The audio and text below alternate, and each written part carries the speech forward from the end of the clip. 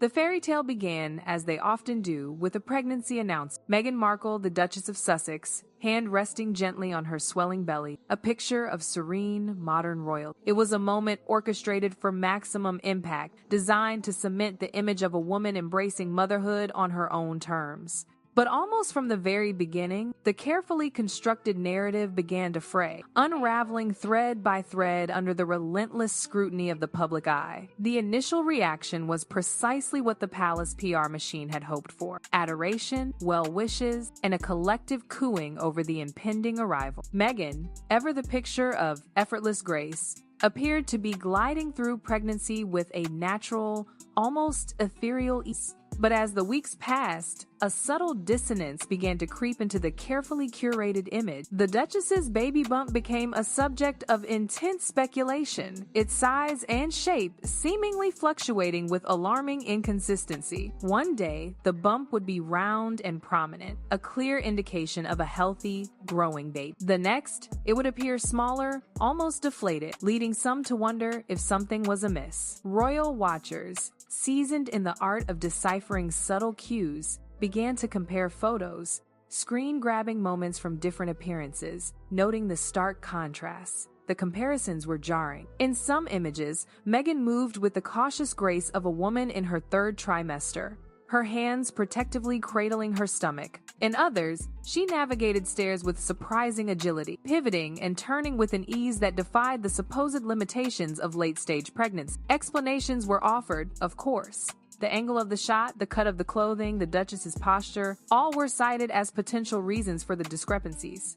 But the explanations felt hollow, inadequate to explain the sheer magnitude of the changes. Adding fuel to the fire was the initial announcement of a home birth at Frogmore Cottage, a seemingly perfect fit for Meghan's image as a woman rejecting royal rigidity in favor of a more natural, intimate experience. It was a narrative carefully crafted to appeal to a public increasingly drawn to authenticity and mindful living. The idea of Meghan bringing her child into the world in the serene surroundings of her own home resonated deeply, reinforcing her image as a modern, independent royal. Then came May 6, 2019, the day Archie Harrison Mountbatten Windsor was born. But instead of a birth announcement from Frogmore Cottage, the news broke that Meghan had given birth at the Portland Hospital in London. A hospital birth, in and of itself, wasn't unusual, but the lack of any explanation for the sudden change in plans was deafening. No medical reason was offered, no acknowledgement of the shift, just silence. That silence ignited a firestorm of speculation. The public, accustomed to the carefully managed narratives of the royal family, felt betrayed. The promise of a home birth, so central to Meghan's carefully constructed image,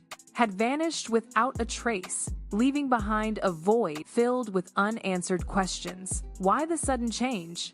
What had happened behind the scenes? The lack of transparency fueled suspicion, prompting a deeper dive into the Duchess's pregnancy. It was in this climate of heightened scrutiny that the inconsistencies surrounding Meghan's pregnancy took on a new, more sinister light. The shifting bump, the unexplained hospital birth, and the deafening silence from both Meghan and the palace all contributed to a growing sense of unease. And then Piers Morgan entered the fray, armed with his trademark brand of unapologetic questioning and a stack of alleged documents that threatened to blow the entire narrative wide open. Morgan, a longtime critic of Meghan, seized upon the inconsistencies, dissecting the timeline of her pregnancy with surgical precision. He wasn't content with gentle inquiries. He was leveling accusations, suggesting that the entire narrative had been carefully staged for public consumption. And as he laid out his case, piece by piece, the fairy tale began to crumble, revealing a darker, more complicated reality beneath the surface. The documents Morgan brandished were explosive. Internal scheduling notes, appointment logs, and itineraries that painted a picture far removed from the official narrative. According to these alleged records, Meghan was attending events across London on days when she was supposedly resting and prioritizing her health. Hospital appointments were logged on days she was photographed, smiling and waving at crowds. The most damning revelation centered on the day of Archie's birth. While the official story described a discreet arrival at the Portland Hospital, the documents placed Meghan somewhere else entirely. The implications were staggering. Could it be possible that the entire pregnancy had been a carefully orchestrated illusion? Were the public being deliberately misled? The internet exploded. Online forums buzzed with theories, accusations, and demands for answers. Comparison videos dissected Meghan's every move, scrutinizing the shifting bump, the carefully chosen outfits, and the seemingly contradictory behavior. The hashtag Meghan Markle exposed began trending worldwide. But amidst the chaos, one question loomed large. Why the silence? Why hadn't Meghan or the palace addressed the allegation? Why hadn't they released medical records to dispel the rumor? The absence of any official response only served to fuel the fire, solidifying the perception that something was being hidden. Then came the whispers of surrogacy. Unsubstantiated rumors that had previously been dismissed as outlandish conspiracy theories suddenly gained traction. As the inconsistencies piled up,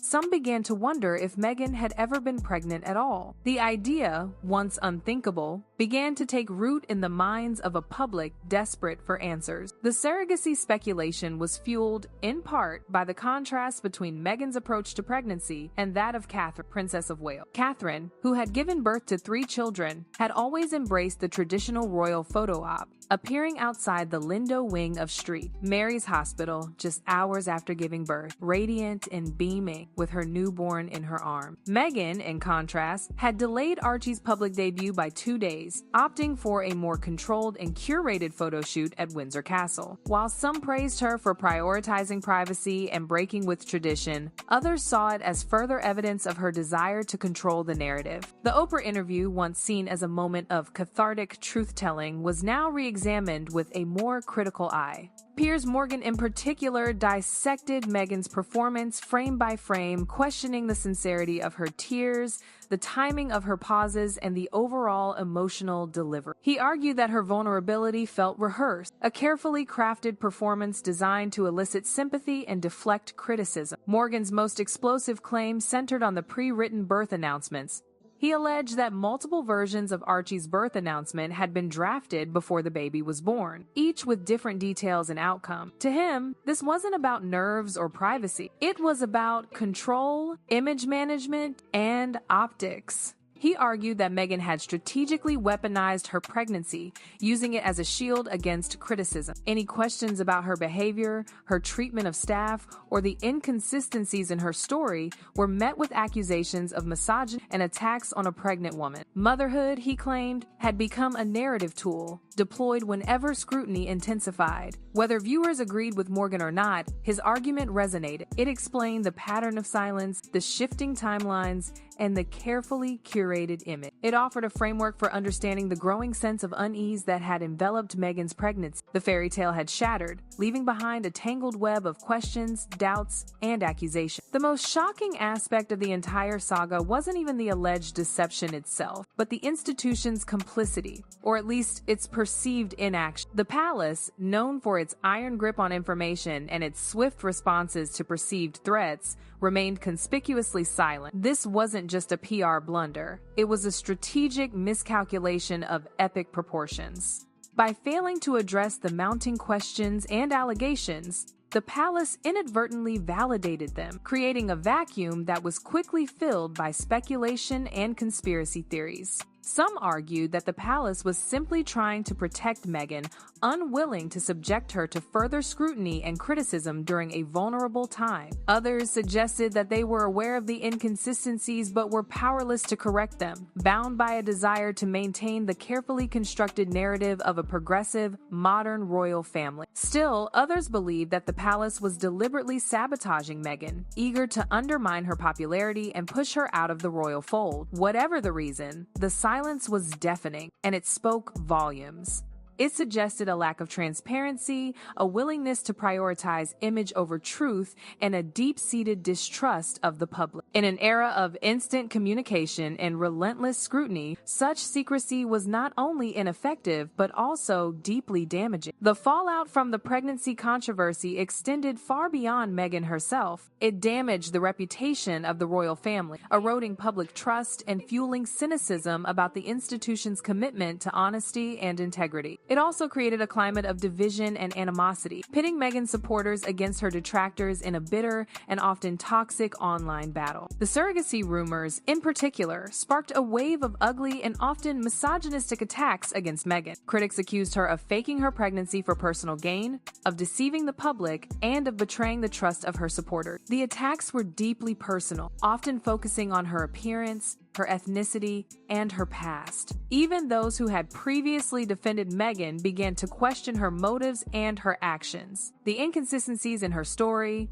the lack of transparency, and the deafening silence all contributed to a growing sense of disillusionment. The fairy tale had ended, replaced by a harsh and unforgiving reality. In the end, the Meghan Markle pregnancy controversy served as a cautionary tale about the dangers of overcuration, the importance of transparency, and the fragility of public trust. It demonstrated how quickly a carefully constructed narrative can unravel when faced with scrutiny and doubt, and it revealed the dark underbelly of celebrity culture, where image is everything and truth is often a casual. Whether Meghan deliberately misled the public or was simply the victim of circumstance remains a matter of debate. But one thing is clear, the controversy surrounding her pregnancy left an indelible mark on the royal family, on the media landscape, and on the public consciousness. It was a scandal that exposed the fault lines in our society, the tensions between tradition and modernity, and the ever-present struggle to reconcile image with reality. And it is a scandal that will likely continue to be debated and dissected for years to come.